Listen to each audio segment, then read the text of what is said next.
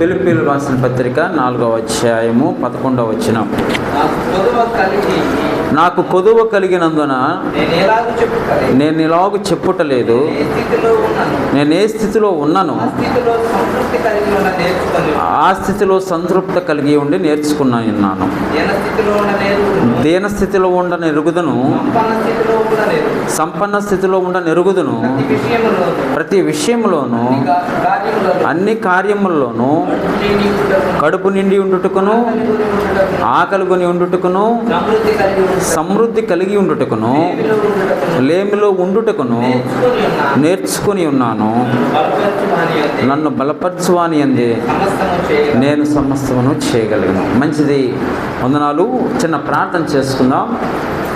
పరిశుద్ధుడా, పవిత్రుడా, సర్వాధికారి అయిన తండ్రి, మీకు వందనాలు, స్తోత్రాలు చెల్లిస్తున్నాం. మీ దయా సంకల్పం చొప్పున మీ చిత్త ప్రకారంగా ప్రభువా, మరి ఈ యొక్క దినాన చీరాల పట్టణంలో ప్రభా మరి ఇదిగునైనా మరి స్థానిక సంఘానికి ప్రభా మరి మీరు నడిపించినందులకే మీకు వందనాలు, స్తోత్రాలు చెల్లిస్తున్నాం. దాసుడు చేస్తున్న యొక్క పరిచర్యలో ప్రభా మరి భారంతో చేస్తున్న పరిచర్యను ప్రభా మీరు వర్ధలు చేస్తూ వస్తున్నారని కూడా మేము నమ్ముతున్నాం. ఉదయకాలం ప్రభా మరి అయ్యా మరి ఇద్దరు దాసుల ద్వారా మీరు మాట్లాడారు. ఈ మధ్యాహ్న సెషన్లో ప్రభా మరి మీ దాసుని కూడా మరి బలపరిచి మరి సాతానుడు మరి వాడి యొక్క ట్రైట్స్, వాడి యొక్క కుతంత్రాలు, వాడి యొక్క ఆలోచనలు ఎలా ఉంటాయో, ఎలా మోసం చేస్తాడో, ఏ విధంగా విశ్వాసులని ప్రభా మరి వాడు లోపరుచుకుంటాడో మీ దాసుల ద్వారా ప్రభా మరి చక్కని వర్తమానం మీరు అందించారు. మీకు వందనాలు, స్తోత్రాలు. వాడు ప్రభా మరి అందరినీ మోసం చేస్తున్నాడు. ఇప్పుడు ప్రభా మరి వాడు సంఘాల్లో కూడా వాడు దూరాడు. గొప్ప గొప్ప సేవకులను కూడా మరి వాడు మోసం చేస్తున్నాడు. కనుక ఆ మోసాల నుండి ఈ స్థానిక సంఘం నుంచి విడిపించమని వేడుకుంటున్నాం. మరొక దాసుడు ప్రభా మరి అయ్యా మరి ఇదిగోనైనా సమయాల అంకుల్ గారు ఉండి ఆయన కూడా వర్తమానం అందించబోతుండగా ఈ చదవబడిన లేఖనం ప్రభా మరి నన్ను మరుగుపరిచి మీ జ్ఞానంతో అయా వచ్చిన స్థానిక సంఘానికి ప్రభా మీ మాటలు వినిపించమని, ఆ వాక్యము ప్రభా వారి హృదయాల్లో ఉండి ప్రభా ఫలింప చేయడానికి మీరే కృప అనుగ్రహించమని ఘనత, మహిమ, ప్రభావములు మీకే ఆరోపిస్తూ ఈ కొద్ది మాటలు ప్రేమతో ఆలకించమని యేసుక్రీస్తు శ్రేష్టమైన దివ్యమైన నామంలో అడిగివేడి ప్రార్థిస్తున్నాం తండ్రి. మంచిదండి. ఈ ఒక్క వాక్య భాగము చాలాసార్లు విన్నారు. గొప్ప గొప్ప సేవకుల దగ్గర నుంచి వాక్య భాగం వింటారు. మరలా మరి దేవుడు ఈ వాక్య భాగాన్ని మరి బయలుపరిచాడు. మరి ఈ వాక్య భాగాన్ని మనం చదువుకున్నాం. ఈ వాక్య భాగంలో ఫిలిప్పీల సంఘానికి అపోస్తలుడైన పౌలు గారు రాస్తూ ఆ సంఘస్థులకి ఆయన కొన్ని ఎక్సార్టేషన్ చేశాడు, అంటే కొన్ని హెచ్చరికలు చేశారు. ఆయన చేసిన హెచ్చరికల్లో ఆయన చెప్పిన విషయం ఏంటంటే తృప్తి అనే జీవితాన్ని గురించి తెలియచేశాడు. ఆయన ఫిలిప్పీ సంఘస్థులంటే ఆయనకి ఎంతో ఆనందం. దీన్ని ఆనందమైన సంఘంగా పౌలు గారు ఎన్నోసార్లు తెలియచేశాడు. ఫిలిప్పీ సంఘస్థులు ఆయనను ఆనందపరిచారు. నా ఆనందమును నా కిరీటమునై ఉన్న మరి ఫిలిప్పీ సంఘస్థులారా అని చాలాసార్లు మరి ఆయన సంతోషంతో మరి వెల్లడి చేశాడు. ఫిలిప్పీ సంఘస్థులు అంటే అపోస్తలుడైన పౌలు గారికి ఎంతో ఆనందం. ఎందుకంటే వారి గురించి, వారి భక్తి గురించి, వారి జీవన విధానం గురించి ఆయన ఎంతగానో మరి ఆనందపడ్డాడు. ఇప్పుడు మరి వారికి కొన్ని మాటలు తెలియపరిచాడు. చూడండి, మనం చదువుకునే యొక్క వాక్య భాగంలో 11వ వచనంలో నాకు కొదువు కలిగినందున నేను ఎలాగూ చెప్పుటలేదు, నేనే స్థితిలో ఉన్నానో ఆ స్థితిలో సంతృప్తి కలిగి ఉండి నేర్చుకుని ఉన్నాను. ఇది పౌలు గారి యొక్క జీవితంలో, ఆయన జీవితంలో జరిగిన మరి కొన్ని సంఘటనలు. నిజంగా పౌలు గారు దేవుని సేవకు రాకముందు దమస్కు అనే పట్టణంలో ఆయనను దేవుడు మరి పడగొట్టక ముందు బహుధనవంతుడు. ఆయన బహుధనవంతుడు. ఆనాటి కాలంలోనే ఆయన లక్షాధికారి. మరి ఈనాటి కాలంలో వేల కోట్ల రూపాయల అధిపతి అవ్వచ్చు కంపేర్ చేసుకుంటే. అంత ధనవంతుడైన ఆయన చెప్పే మాట ఏంటంటే, నేను ఏ స్థితిలో ఉన్నానో ఆ స్థితిలో సంతృప్తి కలిగి ఉండ నేర్చుకొని ఉన్నాను అన్నాడు. అంటే ఆయన తెలియచేస్తున్న మాట ఏంటంటే, ఎందుకు రాసి ఉంచాడంటే ఈనాటి కాలంలో కూడా మనము ప్రత్యేకంగా ఆలోచించుకోవాల్సిన విషయం ఏంటంటే, we should satisfy what we have అంట. ఉన్నదానితో తృప్తి పడే జీవితము మనం అలవాటు చేసుకోవాలి. ఎప్పుడు కూడా లేని దానికోసం ఎప్పుడు ఆశించకూడదు. ఎక్కువగా క్రైస్తవ కుటుంబాలలో అల్లర్లు, క్రైస్తవ కుటుంబాలలో గొడవలు, క్రైస్తవుల బిడ్డలలో కూడా ఎక్కువగా సమాధానం లేని స్థితిలో ఉండటానికి ప్రధానమైన కారణం ఏంటంటే, ఉన్నదానితో తృప్తి పడే జీవితం లేక. ఇది ఎంత భయంకరం అంటే, అందుకే పౌలు గారి చేత రాయించాడు పరిశుద్ధాత్ముడు, నేను ఏ స్థితిలో ఉండనైనా నేర్చుకొని ఉన్నాను.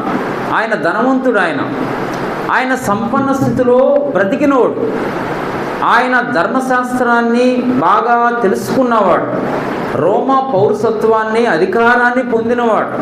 Is a one kind of ఒక అథారిటేరియన్, అంటే ఆయన ఒక అధికారి, రోమా ప్రభుత్వంలో ఒక ముఖ్యమైన అధికారి. అంతేకాదు ధర్మశాస్త్రం విషయంలో బాగా నేర్చుకున్నవాడు, బాగా ధనవంతుడు, అంటే ఈజ్ అ రిచ్ పర్సన్ అన్నమాట. కానీ అటువంటి ధనవంతుడు చెప్తున్న మాట ఏంటంటే, ఏ స్థితిలోనైనా నేను ఉండగలుగుతాను. ఆయన అన్న విషయం చూడండి, నేను ఏ స్థితిలోనైనా ఉంటాను, ఆ స్థితిలోనే సంతృప్తి కలిగి ఉండి నేర్చుకుని ఉన్నాను అన్నాడు.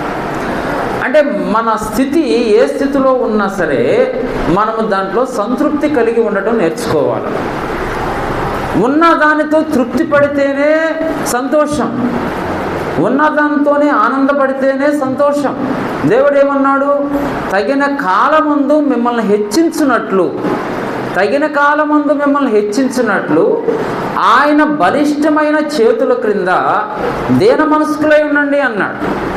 దేవుడు హెచ్చించిన దాకా మనం ఉండలేం. ఇప్పుడున్న ప్రస్తుత ప్రపంచం అంతా ఎలా ఉందంటే కాంపిటేటివ్ ప్రపంచం అయిపోయింది. చుట్టుపక్కల ఇళ్ల వారితో పోల్చుకోవటం, ఎదురింటి ఇళ్ల వాళ్ళతో పోల్చుకోవటం, వాళ్ళ ఇంటిలో ఎన్ని రకాల వస్తువులు ఉన్నాయి, వాళ్ళ బిల్డింగులు ఎంత కాస్ట్లీతో కట్టించారు, మరి నేను ఎలా ఉండాలి, వారింట్లో ఎన్ని వస్తువులు ఉన్నాయో, కార్లు ఉన్నాయా, బంగ్లాలు ఉన్నాయా, మరి కాస్ట్లీ ఫర్నిచర్ ఉందా అని వారితో పోటీ పడి ఈరోజు క్రైస్తవులు కూడా వీధిని పడుతున్నారు, రోడ్డును పడుతున్నారు. ప్రత్యేకంగా మరి అనేకమైన కుటుంబాలలో ఇటువంటి పరిస్థితులు వస్తున్నాయి.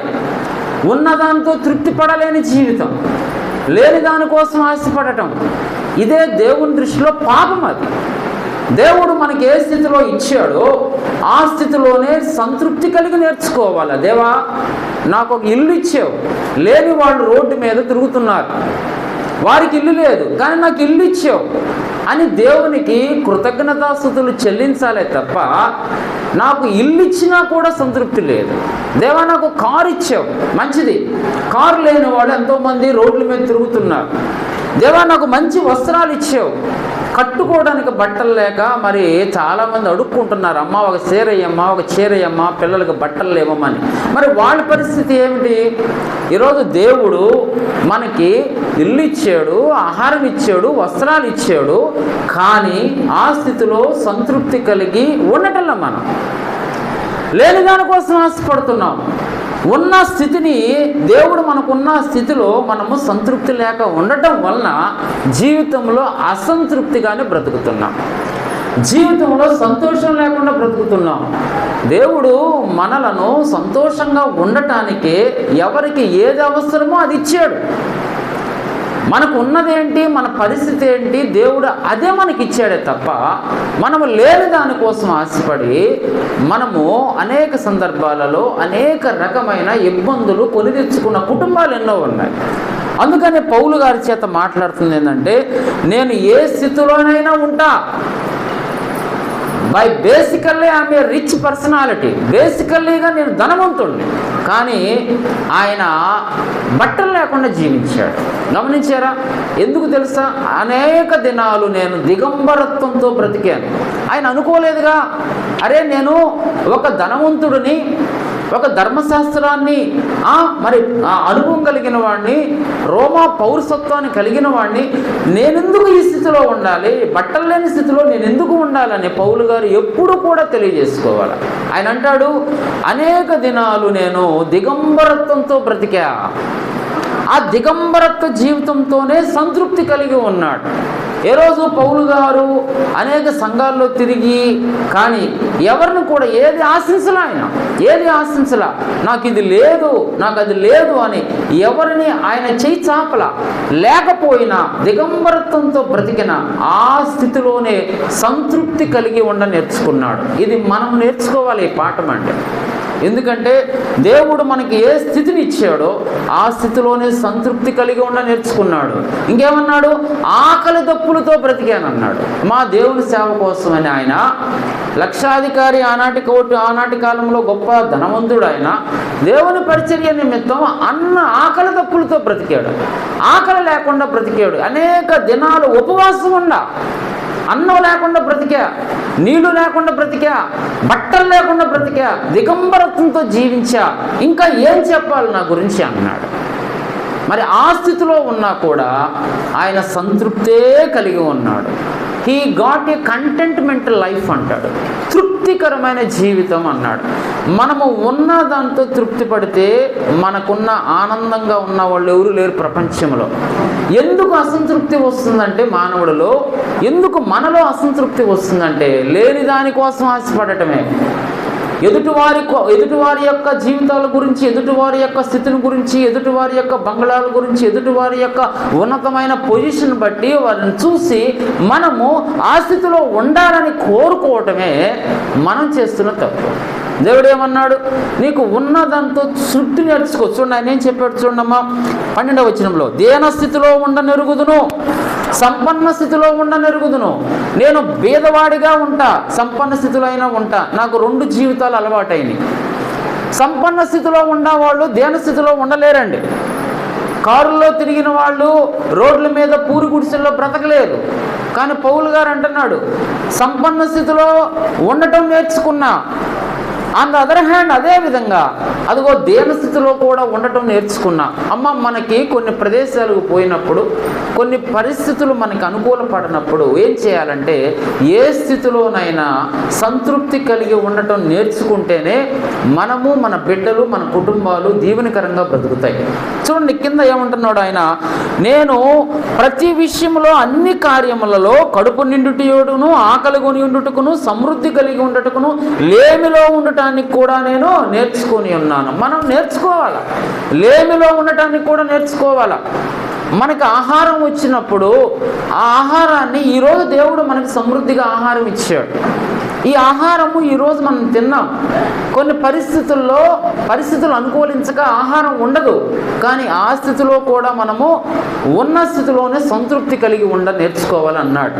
ఇది ప్రత్యేకంగా మనకు తెలియచేస్తున్నాడు. ఫిలిప్పీ సంఘస్థులు అంటే మనకే, క్రైస్తవులకి మనకు తెలియచేస్తున్నాడు. అంటే దాని అర్థమైంది, పౌలు గారు ఎందుకు తెలియజేశాడు, ఆనాటి కాలంలో ఉన్న విశ్వాసులు ఉన్న స్థితిలో లేని స్థితి కోసం ఆశించి వారు ఇబ్బందులు పడ్డారు కాబట్టి they should not satisfy what they have. వాళ్ళకున్న దాంతో తృప్తి పడలా, లేని దానికోసం ఆశపడ్డారు. లేని దానికోసం ఆశపడితే చివరికి ఏమైంది చూడండి. యాకోబు పత్రిక తీసుకోండి అమ్మా. లేని దానికోసం ఆశపడితే మన జీవితాలు, మన ఆత్మీయమైన జీవితాలు ఏమవుతాయో ఒకసారి చూడండి. యాకోబు రాసిన పత్రిక 1వ అధ్యాయం తీసుకోండి. 1వ అధ్యాయం 15వ వచనంలో చూడండి. దురాశ గర్భం ధరించి పాపాన్ని కనగా పాపం పరిపక్వమై మరణాన్ని కనిద్ది. ఎంత చక్కని మాట విన్నారండి. దురాశ అంటే అర్థం ఏంటంటే లేని దానికోసం ఆశపడటము. దీన్ని ఇంగ్లీష్లో కోవచ్చినెస్ అంటాడు. కోవచ్చినెస్ అంటే అర్థం ఏంటంటే ఉన్న దానితో తృప్తి పడలేని జీవితము. యాకోబు పత్రికలో ఏం రాశాడు, దురాశ. ఆశ కాదు, ఆశ ఉండటం తప్పు ఏమి లేదు. దురాశ పడటం అంటే అది అత్యాశ అంటారు. లేని దానికోసం ఆశపడటం. ఏమన్నాడా, దురాశ గర్భం ధరించి పాపాన్ని కనిద్ది. మనలో దురాశలు ఉంటే, మనలో అదిగో ఆ యొక్క ఉన్నదంతో తృప్తి పడలేని జీవితం కలిగి ఉంటే, మనలో కోరికలను అదుపు లేని జీవితం కలిగి ఉంటే పాపానికి అంటాం. ఎందుకు తెలుసా? మరి లేని దానికోసం ఆశపడుతున్నావు, దాన్ని సంపాదించాలంటే నువ్వేం చేస్తావు? పాపానికి అనాలిగా. ఎదుటివారితో పోటీతత్వంతో మన జీవితం, లోకంలో ఉన్న వాళ్ళు పోటీతత్వంతో బ్రతుకుతారు. దేవుని ఎరగని వారు పోటీతత్వంతో బ్రతుకుతారు. కానీ నీవు నేను దేవుని ఎరిగిన వారు, నీవు నేను రక్షింపబడి బాప్తిసం తీసుకొని ఆరాధన చేస్తున్న దేవుని పిల్లలం. మనం దేవుని పిల్లలమైన మనలో ఉన్నదాంతో తృప్తి పడకపోతే, దేవుని పిల్లలమైన మనము ఉన్న స్థితిలో సంతృప్తి లేకపోతే, మరి దురాశ కలిగి ఉంటే నీవు నేను చేసే పని ఏంటంటే పాపాన్నే కంటాం. చివరికి ఆ పాపం పరిపక్వమై ఏమైందండి? మరణాన్ని కనేది. చివరికి మన అంతం ఏమైందంటే మరణానికి వెళ్ళిపోతాం. అందుకే దేవుడు తెలియచేస్తున్న మాట ఏంటంటే సంపన్న స్థితిలో ఉండటం నేర్చుకో. ఒకవేళ నీకు దేవుడు సంపన్న స్థితిని ఇచ్చాడా, ఆ స్థితిలోనే ఉండటం నేర్చుకో. ఇక అక్కడి నుంచి నువ్వు ఇంకా పై స్థితి కావాలని కోరుకోబాక, కోరుకుంటే అది పాపం. నీకు మిడిల్ క్లాస్ లైఫ్ ఇచ్చాడా, నీకు నాకు ఆ స్థితిలోనే ఉండటం నేర్చుకో. అంతకంటే నువ్వు పై స్థితిని కోరుకోవటం దురాశ. దేవుడు ఏమన్నాడు? తగిన కాలమందు, తగిన సమయమందు నేను నిన్ను హెచ్చిస్తాను అన్నాడు. అంటే మనం ఏం చేయాలండి? దేవుడు మనలను హెచ్చించినంత వరకు, దేవుడు మనకి నెక్స్ట్ లెవెల్ పొజిషన్ ఇచ్చినంత వరకు మనమేం చేయాలి అంటే ఉండాలి, ఆ స్థితిలోనే ఉండాలి. తగిన కాలం ముందు, తగిన సమయం ముందు దేవుడు నీకు ఆ స్థితిని ఇస్తాడు. అవసరమైతే దేవుడు ఇస్తాడు. అయితే ఇక్కడ ఏమంటున్నాడు? దురాశ గర్భం ధరించింది. మనలో అధికమైన కోరికలు ఉంటాయి. హ్యూమన్ డిజైర్స్ ఆర్ అన్లిమిటెడ్ అన్నారు. మానవుని యొక్క కోరికలు అనంతం, అపరిమితం. కానీ మనకుండకూడదు అపరిమితమైన కోరికలు, మనకుండకూడదు అటువంటి కోరికలు. మనకు ఉన్న కోరికలతోనే ఉన్నదంతా తృప్తి పడాలండి. కానీ ఆ తృప్తి పడలేకపోతే దేవుడు నిన్ను నన్ను హెచ్చరిక చేస్తున్నాడు పౌలు గారి ద్వారా. ఏ స్థితిలోనైనా సంతృప్తి కలిగి ఉండ నేర్చుకోవాలండి. ఉన్న కొద్ది మరి స్థితిలోనే మనం ఉండటం నేర్చుకోవాలా. లేని దానికోసం ఆశపడకూడదు. చాలామంది లేని దానికోసం సంపాదించుకొని ఇన్స్టాల్మెంట్లో వస్తువులు తెచ్చుకుంటున్నారు. క్రైస్తవ కుటుంబాల్లోనే జరుగుతున్న విషయాలు చెప్తున్నా. క్రైస్తవ కుటుంబాల్లోనే ఉన్న దానితో తృప్తి పడలేక ఇన్స్టాల్మెంట్లో ఈఎంఐ పద్ధతుల ద్వారా ఆ యొక్క రకరకాల వస్తువులన్నీ, ఫర్నిచర్స్ అన్నీ తెచ్చుకొని ఆ ఈఎంఐస్ కట్టలేక ఎక్స్ట్రా ఓటీ డ్యూటీలు చేసి ఆరోగ్యం పాడు చేసుకొని, అప్పటికి బిడ్డలకి చదువు సరిగా చెప్పించుకోలేక చివరికి ఆత్మహత్య చేసుకున్న క్రైస్తవ కుటుంబాలు కూడా ఉన్నాయి. ఎంత విచారకరం తెలుసా? ఎందుకంటే ఈఎంఐలు కట్టకపోతే వాడు ఊరుకోడు కదా. వాడు నేరుగా ఇంటికి వస్తాడు. ఇంటికి వచ్చి ఇంట్లో వస్తువులన్నీ లాక్కెళ్తాడు. అందరు చూస్తూ ఉంటారు. అప్పుడు అందరి ముందర మనం పొరుగు పోయిందని ఆత్మహత్యలు చేసుకున్న క్రైస్తవ బిడ్డలు ఎంతమంది ఉన్నారు? ఎందుకు ఈ స్థితికి వస్తున్నారు? దేవుడు నీకు నాకు తెలియచేస్తున్నాడు. ఏ స్థితిలో ఉన్నావో ఆ స్థితిలోనే సంతృప్తి కలిగి నేర్చుకో. లేని దానికోసం ఆశపడబాక. దేవుడు నిన్ను హెచ్చిస్తాడు. ఒకరోజు దేవుడు నిన్ను హెచ్చిస్తాడు. అయ్యా నేను ఎంతటి వాడునో అని దావీదు అన్నాడు. గొర్రెల కాపరిని నేను, అడవిలో తిరిగేవాడిని, నేను గొర్రెల చుట్టూ తిరిగేవాడిని. గొర్రెల కాపరినైనా నన్ను రాజుగా చేసావు. దేవుడు రాజుగా చేస్తాడు నిన్ను. దేవుడు నీ కుటుంబానికి రాణిగా చేస్తాడు, రాజుగా చేస్తాడు. దేవుడు తగిన కాలం ముందు నేను హెచ్చిస్తాడు. అంతవరకు మనం ఏం చేయాలంటే దేన మనస్కులై ఉండాలా దేవుడి దగ్గర. దేన మనస్కులై దేవుడి దగ్గర మనం అడుగుతూ ఉంటే దావీదుని హెచ్చించిన దేవుడు నిన్నెందుకు హెచ్చించలేడు? ఎంతటి వాడను నేను యేసయ్యా, కొంతైన యోగ్యుడను కానయ్యా. ఎంతటి వాడను నేను యేసయ్యా, కొంతైన యోగ్యుడను కానయ్యా. ఇంతగా నన్ను హెచ్చించుటకు, ఈ స్థితిలో నన్నుంచుటకు, ఇంతగా నన్ను హెచ్చించుటకు, ఈ స్థితిలో నన్నుంచుటకు, ఈ స్థితిలో నన్నుంచుటకు. ఎంతటి వాడను నేను యేసయ్యా, కొంతైన యోగ్యుడను కానయ్యా. మైనారా, ఈ పాటలో ఎంత అర్థం ఉందో. ఎంతటి వాడనయ్యా నేను, గొర్రెలు కాసుకునేవాడిని నేను, మా ఇంటిలో అన్నదమ్ములందరికంటే చివరి వాడను, మా నాన్న ప్రేమకు దూరమైన వాడను, నన్ను ఇంటిలో చులకనగా చేసేవాళ్ళు, నన్ను పట్టించుకునేవారు కాదు, నన్ను దూరంగా అడవిలో ఇసిరేస్తే అక్కడ బ్రతికిన వాడను, అటువంటి వాడిని నన్ను రాజుగా చేసేవి కదయ్యా. ఏమ్మా, దేవుడు ప్రేమ అర్థం చేసుకున్నారా? దేవుడు ప్రేమను అర్థం చేసుకుంటే ఏ స్థితిలో ఉంటాడో ఆ స్థితిలో ఉంచడు నిన్ను. నీవు కోరుకుంటున్నావు నాకు ఆ స్థితి కావాలని, నువ్వు ఆశపడుతున్నావు నువ్వు ఆ స్థితి కావాలని. నీ ఆశ వలన, మన అధికమైన కోరికల వలన, మన దురాశ వలన పాపానికి అంటున్నాం. అడ్డమైన దారులు తొక్కుతున్న క్రైస్తవ కుటుంబాలు ఎన్నో ఉన్నాయి. ఇప్పుడు క్రైస్తవంలో అనేక పాపం అనేది ఏ విధంగా, ఇప్పుడే మన బావగారు చెప్పిన, ఈ కరుణాకర్ సేవకుడు చెప్పిన మాట ప్రకారంగా సాతానుడు ఎట్లా కుయుక్తి చేస్తున్నాడు, ఎట్లా నిన్ను నన్ను ఆకర్షిస్తున్నాడు. ఎట్లా ఆకర్షిస్తున్నాడమ్మా? ఉన్నదాంతో తృప్తి పడకుండా, చూడు వాళ్ళు ఎలా ఉన్నారు, వీళ్ళు చూడు ఎలా ఉన్నారు, వాళ్ళు చూడు ఎలా ఉన్నారు, వాళ్ళు ఎంత దీవించబడ్డారో చూడు, మరి ఎందుకు మనం ఇలా ఉండాలా, why should we live here, ఎందుకు ఈ స్థితి, ఎందుకు మనకి, మనం కూడా అట్ట బ్రతుకుదాం, మనం కూడా అట్ట జీవిద్దాం. మరి ఏం చేయాలా? ఏం చేయాలంటే ఆ స్థితిని పొందుకోవాలంటే దేవుడి దగ్గర అడగటం లేదు, దేవుడి దగ్గర వెయిట్ చేయలేకపోతున్నారు, దేవుడు హెచ్చించిన దాకా వెయిట్ చేయలేకపోతున్నారు. ఈ లోపల పాపానికి అంటున్నారు, పాపం పరిపక్వమై మరణానికి అంటారు.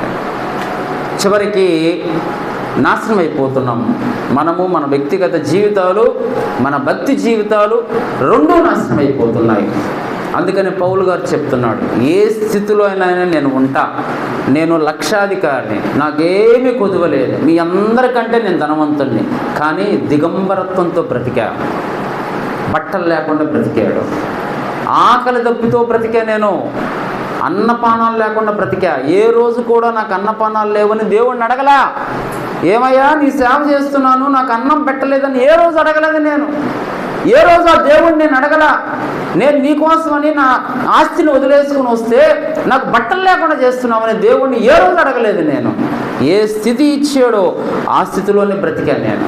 ఇంకా ఏం చెప్పాలి నా గురించి మీకు అని పౌలు గారు తెలియచేస్తున్నాడు ఫిలిప్పీ సంఘానికి రాస్తూ. చూడండి, ఆదికాండం తీసుకోండి. ఆదికాండము 3వ అధ్యాయం తీసుకోండి. ఆదికాండం 3వ అధ్యాయంలో ఇప్పుడే మనం విన్నాం, మన దాసుడు తెలియచేశాడు అవ్వ ఏ విధంగా ఆశపడి వెళ్ళిపోయిందో. 3వ అధ్యాయం తీసుకోండి, 6వ వచనం.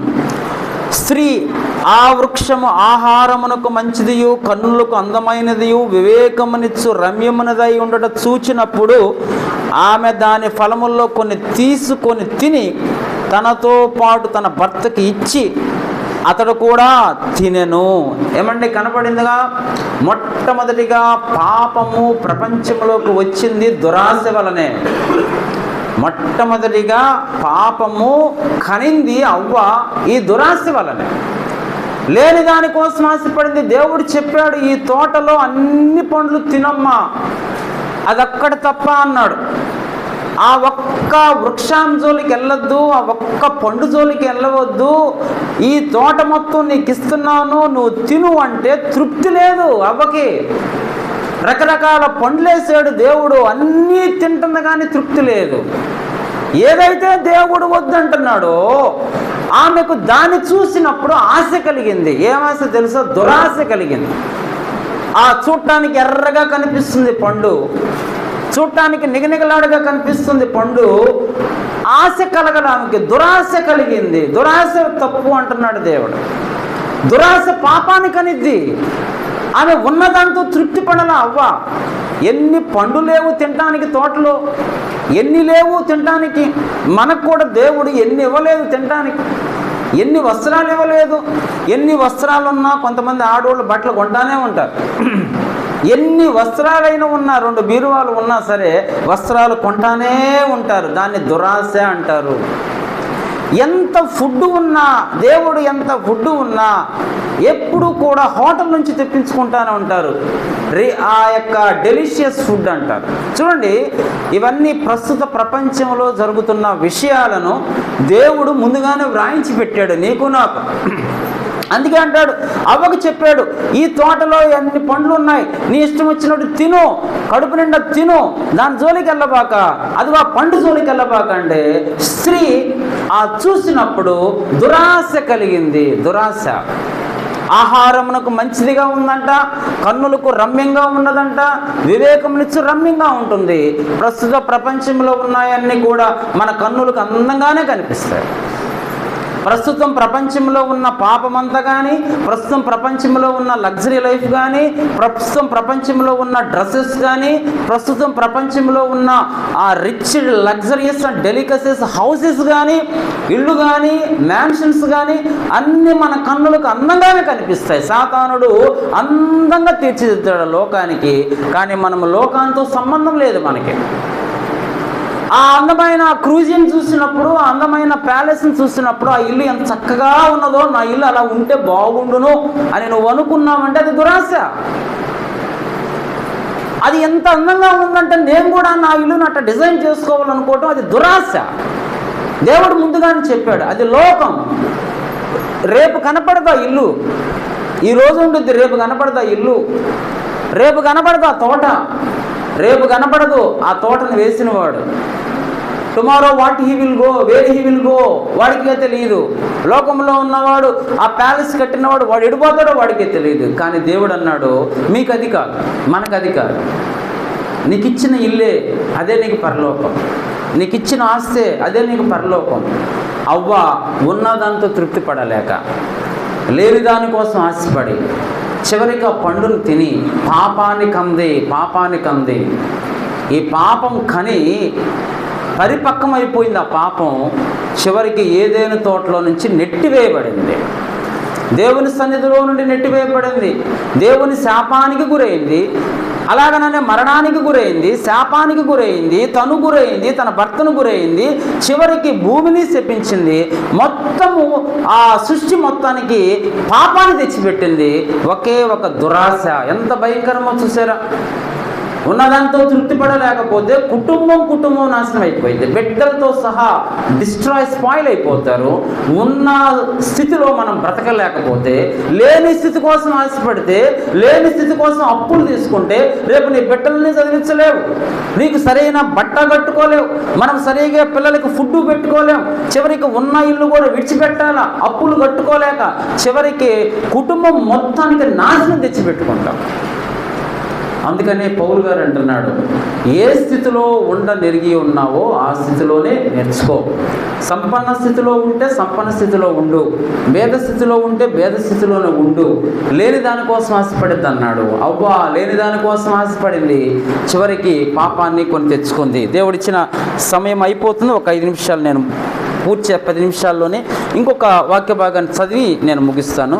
2వ సమూయేలు గ్రంథం తీసుకోండి. 2వ సమూయేలు గ్రంథం 15వ అధ్యాయం. ఇంకొక క్యారెక్టర్ని మీకు చూపిస్తాను. ఉన్నదాంతో తృప్తి పడక ఏ విధంగా తను నాశనం అయిపోయాడో. 2వ సమూయేలు గ్రంథం తీసుకోండి. 15వ అధ్యాయము 12వ వచనంలో చూడండి. 12వ వచనంలో లాస్ట్ లైన్, అబ్షాలోము దగ్గరకు వచ్చిన జనము మరీ ఎక్కువగటు చేత కుట్ర బహుబలమాయను. 13వ వచనం, ఇశ్రాయేలీలు అబ్షాలోము పక్షము వహించిరని దావీదునకు వర్తమానం రాగా. చూడండి, ఇక్కడ ఇంకొక క్యారెక్టర్ని మనం చదువుకున్నాం. ఈయన ఎవరంటే అబ్షాలోము. ఈ అబ్షాలోముకు ఉన్న ఆశ ఏంటంటే దురాశ. తండ్రి బ్రతికుండగానే రాజు అవ్వాలి. ఇది ఎంత దురాశ అండి. తండ్రి చచ్చిపోయిన తర్వాత ఆయనే రాజు అయ్యేది. దావీదు చచ్చిపోయాడు అనుకోండి, దావీదు తర్వాత రాజు అయ్యేది మొట్టమొదటి కుమారుడు అబ్షాలోము అవుతాడు. కానీ అబ్షాలోము ఏం ఆలోచించాడంటే, నా తండ్రి బ్రతికుండగానే నేను రాజు అవ్వాలా, లేదా నా తండ్రిని చంపన్నా నేను రాజునవ్వాలా. దీనిని దురాశ అంటారు. ఉన్నదాంతో తృప్తి పడలేకపోయాడు అబ్షాలోము. రాజకుమారుడు అంటే రాజుగారికి ఎన్ని సౌకర్యాలు ఉంటాయో అన్ని సౌకర్యాలు అబ్షాలోముకు ఉంటాయి. ఆయనకి పనివారు ఉంటారు, పని మనుషులు ఉంటారు, గుర్రాలు ఉంటాయి, రథాలు ఉంటాయి, కోరిన తిండి ఉంటుంది. అతను మనసుకు ఏది కావాలో అన్నీ ఆ రాజుగారు ఇస్తాడు. అతనికి అడ్డే లేదు రాజ్యంలో. రాజుగారు తండ్రి రాజు, కొడుకు రాజకుమారుడు అయ్యాడు కాబట్టి రాజు కాకపోయినా ఇతను రాజే. కానీ ఆ స్థితి నచ్చల. నేను రాజునవ్వాలా, నేను సింహాసనం మీద కూర్చోవాలా. దేవుడు ఆ సింహాసనం ఇచ్చినప్పుడు నువ్వు రాజు అవుతావు. దేవుడు నీ తండ్రి తర్వాత నిన్ను కూర్చోబెట్టినప్పుడు నువ్వు రాజు అవుతావే కానీ రాజు బ్రతికున్నప్పుడు, తండ్రి బ్రతికున్నప్పుడు నువ్వు రాజు ఎట్టవవుతావు? నువ్వు రాజు కావు కదా. కానీ నీ ఆలోచన ఏంటంటే, నా తండ్రి స్థానంలో నేను రాజునవ్వాలి, నా తండ్రిని నేను చంపాలి. ఈ దురాశ వలన బంధువులను కూడా చంపేస్తారు చాలామంది. ఈ దురాశ వలన అందరినీ దూరం చేసుకుంటారండి చాలామంది. టు బి ఫ్రాంక్గా చెప్తున్నాను, మనలో ఉన్న ఈ కోరికలను బట్టి, మనలో ఉన్న దురాశలను బట్టి మన బంధువులు కూడా మనకు దూరం అయిపోతారు. చివరికి వారినైనా దూరం చేసుకోవటానికైనా మనం బ్రతుకుతాం. ఇక వారితో మాట్లాడలేకపోతాం, వారిని దూరంగా పెడతాం. నా స్థితి గొప్ప స్థితి, వీరి స్థితి చిన్న స్థితి అని మనకు సొంత బంధువులను కూడా మాట్లాడలేని స్థితిలోకి వెళ్ళిపోతారు క్రైస్తవులు. ఇప్పుడు వెళుతుందే క్రైస్తవులు. లోకంలో ఉన్న వాళ్ళు ఎప్పుడైనా ఉంటారు, కానీ దేవుళ్ళో ఉన్న మనమే ఇప్పుడు వెళ్ళిపోతున్నాం. ఉన్న స్థితిని బట్టి అదిగో మనము ఉన్న వారిని దూరం చేసుకుంటున్నాం. రక్త సంబంధికుల్ని దూరం అయిపోతున్నారు, మనకు సంబంధించిన వారు ఆత్మీయులు దూరం అయిపోతున్నారు, మనకు సంబంధించిన ప్రేమ కలిగిన వారు దూరం అవుతున్నారు. అందరినీ దూరం చేసుకుంటున్నాం. మనకు కావాల్సింది మన కోరిక, మన దురాశ. అబ్షాలోము సొంత తండ్రి మీద కుట్ర చేశాడు. కన్న తండ్రి మీద దావీదునే చంపాలని ఆశ కలిగి ఉన్నాడు.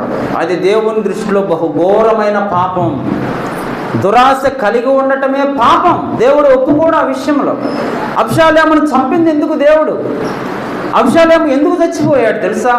దేవుడు మరి అబ్షాలోమును చావుకు అప్పగించాడు. ఎందుకంటే కన్న తండ్రినే అతను చంపడానికి వచ్చాడు. అదే చూడండి, ఇక్కడ అబ్షాలోముకు తెలిసింది వర్తమానం. ఏమని తెలిసింది కదా, అదిగో వచ్చి అక్కడ గేటు దగ్గర ఉంటాడు మహారాజా ప్యాలెస్. రాజుగారేమో కోటగోడలో ఉంటే ఈయన ఆ గేటు దగ్గర ఉండి రాజుగారి దగ్గరికి ఎవరైతే వస్తున్నారో వారందరిని పక్కకు పిలిచి ఈయన తీర్పు చెప్తున్నాడు. అబ్షాలోము ఎందుకు తెలుసా?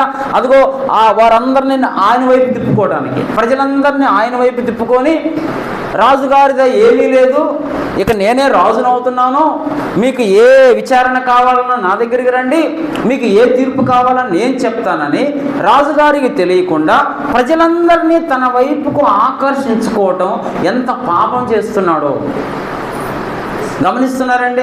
ఈరోజు అనేక సందర్భాల్లో కూడా దేవుడు నీకు ఇవ్వదలుచుకుంటే నీకు రాజును చేస్తాడు. నిన్ను దావీదును చేసిన ఆ దేవుడు రాజుగా నిన్ను చేస్తాడు దేవుడు.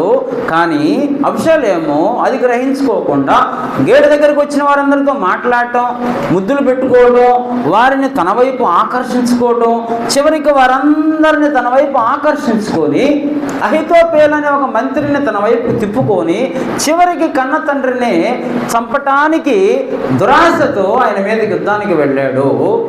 చివరికి అబ్షాలోము యుద్ధంలో చంపబడ్డాడు. అందుకే రాశాడు, దురాశ గర్భం ధరించి పాపానికంటే పాపం పరిపక్వమై మరణాన్ని కనిద్ది. మనం ఎంత ఆశపడతామో మనం అంత మరణానికి దగ్గరగా ఉన్నామని గుర్తుపెట్టుకుందాం. మనం ఎంత దురాశ పడతామో ఆ దురాశే నిన్ను నన్ను కాల్చివేసిందని జ్ఞాపకం చేసుకుందాం. మనమెంత అతిగా ఆశపడతామో మన జీవితాలు అంత త్వరగా చెడిపోతాయని జ్ఞాపకం చేసుకుందాం. దేవుడికి అది నచ్చదు, దేవుడికి అది నచ్చనే నచ్చదు. అబ్షాలోముతో చెప్పించాడు దావీదు. అబ్షాలోము యొక్క మనసు మార్చమని దావీదు ప్రార్థన చేశాడు. అబ్షాలోము యొక్క ఆలోచన చెడగొట్టమని, అహితోపేలు యొక్క ఆలోచన చెడగొట్టమని దావీదు కన్నీరు కార్చాడు. ఒక తండ్రి చేత కన్నీరు కార్చించాడు. ఒక తండ్రి చేత చెప్పులు లేకుండా బూడిద పోసుకొని పారిపోయేటట్లుగా చేశాడు. ఒక తండ్రికి అన్నపానాలు లేకుండా చేశాడు. ఒక తండ్రిని దుఃఖపెట్టాడు. ఒక తండ్రిని ఏడ్పించాడు. చివరికి ఆ తండ్రిని చంపాలని చూశాడు. దురాశ ఏమీ లేదు. దురాశ, నేను రాజును అవ్వాలా, I want to be a king. నువ్వు రాజు అవుతావు, దేవుడు నిన్ను చేస్తూ అవుతావు. దావీదు ఉన్నా దేవుడు రాజుగా చేయదలుచుకుంటే నేను చేస్తాడు. కానీ నువ్వేం చేసావంటే దురాశ పడిపోయి కన్న తండ్రిని నువ్వు చంపాలని ప్రయత్నం చేసినప్పుడు చివరికి 19వ అధ్యాయం తీసుకోండి, 1వ వచనంలో, రాజు తన కుమారుని గూర్చి దుఃఖించుచు ఏడ్చుచు ఉన్నాడన్న సంగతి ఆ జనులందరూ విన్నారు. రాజు ఏం చేశాడు? రాజు నాకు వర్తమానం తెలియజేశారు. అయ్యా, ఏం జరిగిందిరా యుద్ధంలో? నా కుమారుడు అబ్షాలోము క్షేమంగా ఉన్నాడా? నా కుమారుడు అబ్షాలోము క్షేమంగా ఉన్నాడురా అని వచ్చిన సేవకుడిని అడిగితే, అయ్యా రాజకుమారుడు అందరూ చచ్చిపోయారయ్యా, రాజకుమారుడితో నా సంబంధం లేదురా, నా కుమారుడు ఎలా ఉన్నాడు చెప్పు, నా కుమారుడు ఎలా ఉన్నాడు, చచ్చిపోయాడా బ్రతికాడా అన్నప్పుడు చెప్పాడయ్యా, రాజకుమారులతో పాటు కూడా నీ కుమారుడు అబ్షాలోము చచ్చిపోయాడయ్యా, మరణమయ్యాడయ్యా, హతుడయ్యాడయ్యా అన్నాడు. ఈ మాట విన్న దావీదు కుప్పకూలిపోయాడు. తండ్రి కదా, ఆ ప్రేమను చంపుకోలేక కుప్పకూలిపోయి దావీదు అబ్షాలోము కొరకు 3 రోజులు ఏడ్చాడు. అయ్యో నా కుమారుడా అబ్షాలోమా, నీ స్థానంలో నేను చచ్చిపోతే ఎంత బాగుండురా, అయ్యో నా కుమారుడా అబ్షాలోమా, నా కుమారుడు అబ్షాలోమని తండ్రి ప్రేమ మరి బిడ్డ పట్ల. మనము కూడా అంతేనండి. యేసు ప్రభు మనల్ని ప్రేమించాడు. తండ్రికి నీవు నేను మరి ఆదిలోనే ఎదురు తిరిగాం, అవ్వ ద్వారా ఆదిలోనే తండ్రికి ఎదురు తిరిగినప్పుడు మరి ఆ తండ్రి మనలను చంపకుండా తన కుమారుడైన యేసుక్రీస్తు ప్రభువుని బలి చేశాడు. చనిపోవలసింది మనమే. నిజముగా ఈ దురాశలతో బ్రతికింది మనమే. మీరు అపరాధముల చేతను పాపముల చేతను మీరు సచ్చిన వారై ఉండగా చచ్చిపోయిన మనలను బ్రతికించడానికి తన కుమారుడిని ఆయన బలి చేశాడు. ఈ లోకంలో యేసుక్రీస్తు రక్తం ద్వారా, యేసుక్రీస్తు యొక్క మరణం ద్వారా ఈరోజు మనం బ్రతికాం. తండ్రి అదే యేసు ప్రభు నీ కొరకు నా కొరకు చనిపోకపోతే మనకున్న కోరికలను బట్టి, మనకున్న పాపాన్ని బట్టి మనకి నరకాగ్ని గతి. కానీ దేవుడు నరకాగ్ని గురించి తప్పించడానికి దావీదు ఎంత క్షమించాడో అబ్షాలోమును. దావీదు మీదకి వస్తున్న అబ్షాలోముని దావీదు ప్రేమించాడు, శత్రువుని ప్రేమించాడు. దావీదు కుమారుడు నన్ను చంపడానికి వస్తున్నా తండ్రి అయితే కుమారుని ప్రేమిస్తున్నాడు. మనము కూడా దేవుడికి శత్రువులుగా బ్రతికితే మనల్ని ద్వేషించాల్సింది పోయి ఆయన మనల్ని ప్రేమించాడు. ప్రేమించి తన కుమారుణ్ణి భూలోకంలో మానవుడిగా పంపి మన కొరకు ఆయన్ను సిలువలో త్యాగం చేయించాడు. ఆ యేసుక్రీస్తు ప్రభు రక్తం ద్వారా మన పాపములు శుద్ధి చేయబడి మనలను పవిత్రులుగా చేసి ఆయన బిడ్డలుగా చేసిన తర్వాత కూడాను మనకి దురాశలు, ఈ లోకములో ఏదో ఉన్న ఐశ్వర్యాలు, ఘనతలు, గొప్ప ఆటి యందు మనము ఆసక్తి పెట్టుకుంటే చివరికి మనమే స్పాయిల్ అయిపోతాం. దేవుడు ఆ విషయంలో ఏమీ చేయలేడు. అబ్షాలోముని కాపాడేవాడు కానీ కాపాడలా. ఎందుకంటే అబ్షాలోము దురాశ కన్నాడు. హవ్వను ఆ రోజు కమ్మంగా ఏదేను తోటలో బ్రతకాల్సింది ఒక రాణిలాగా, ఇచ్చిన తోటలో కోరిన తిండి తినేది, అసలు కష్టమే లేకుండా బ్రతికేటట్టుగా చేశాడు ఆదాము అవ్వకు. అటువంటి వారి చేసిన దురాశను బట్టి బయటికి నెట్టగొట్టబడి చివరికి కొండలను బండలను తవ్వి ఏరి వ్యవసాయం చేసి విత్తనాలు వేసి పండించుకొని కష్టం స్థితికి వెళ్ళిపోయారు. ఆ శాపమే నీకు నాకు ఈ రోజు నుంచి మనం ఆనాటి నుంచి ఈనాటి కలవను బ్రతుకుతున్నాం. మరలా దేవుడు హెచ్చరిక చేస్తున్నాడు, ఉన్న స్థితిలోనే బ్రతకండి, లేని స్థితి కోసం ఆశపడబాకండి. దేవుడు తగిన కాలమందు మనల్ని హెచ్చిస్తాడు. ఆ విధంగా మనం బ్రతకగలిగితే దేవుడు అదిగో సంతోషపడతాడు. మన స్థితిని అలానే ఉంచడు. ఆయన దేవుని పిల్లలను ఆయన తలెత్తుకునేటట్టుగా చేస్తాడు, తలదించుకునేటట్టుగా ఎప్పుడు చేయడు. నా పిల్లలు పై చేయగానే ఉంటారు కానీ క్రింద చేయగా ఉండరని చెప్పాడు. ఇశ్రాయేలీల ప్రజలను ఆయన ఎప్పుడు తలదించుకునేటట్లుగా చేయలా. ఫరో దగ్గర ఇశ్రాయేల్ ప్రజలను ఎప్పుడు తలదించుకునేటట్టుగా చేయలే. ఆయన ఎక్కడైనా తన పిల్లలను తలెత్తుకునేటట్టుగా చేస్తాడు. ఆయన మనమే తలదించుకునేట్టుగా బ్రతుకుతున్నాం కోరికలను బట్టి. ఉన్నదాంతో తృప్తి పడలేక, లేని దానికోసం ఆశపడి, ఉన్న స్థితిని మర్చిపోయి లేని స్థితి కోసం ఆశపడి పాపాన్ని కని అడ్డదారులు తొక్కి అనవసరమైన విషయాల్లోకి మనం ఇంటర్ఫీర్ అయిపోయి చివరికి మనము ఏమవుతున్నామంటే స్పాయిల్ అయిపోతున్నాం. చివరికి దేవుడు మనల్ని మళ్ళీ అడవాల. మనల్ని స్థితిని చూస్తే ఆయనే, అయ్యో ఇలా అయిపోయారే నా బిడ్డలు, ఈ స్థితిలో అయిపోయారని దేవుడిని మనం దుఃఖ పెట్టకుండా దేవుడిని సంతోష పెడదాం. దేవుడు మనల్ని సంతోష పెడతాడు. దేవుడు మన స్థితిని ఎప్పుడు అట్లా ఉంచడు. దేవుడు మన కన్నీరు తుడుస్తాడు, మన అప్పులను తీరుస్తాడు, మన బాధలను తీరుస్తాడు. అన్ని విషయాల్లో దేవుడు ఒకరోజు నిన్ను తలెత్తుకునేటట్టుగా చేసినంత వరకు లోబడి ఉందాం. దేవుడిని ఘనపడుదాం, దేవుడిని మహిమపడుదాం. దేవుడి మాటలు దీవించిన గాక.